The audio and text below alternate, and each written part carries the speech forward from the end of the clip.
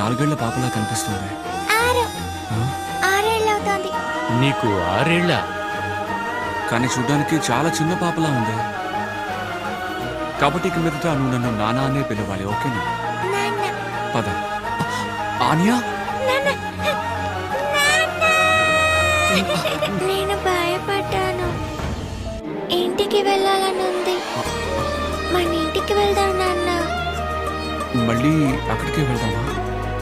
నన్ను వదిలిపెట్టి వెళ్ళారంటే నేను ఏడుస్తాను. నిజంగానా? అవును, అదర కొట్టేశావు. నన్ను వీళ్ళకి అమ్మేశారా? సరిగ్గా ఉంటే నిన్నెవరికి ఇచ్చేను. నాన్న, ఇప్పుడు నా height ఎంతో నాకు తెలుసు.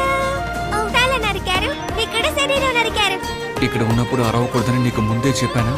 సరే సరే, భయపడు కానియా, ఏమీ కాదు. ఎక్కడికైనా వెళ్ళి హాయిగా రెస్ట్ తీసుకున్నాను.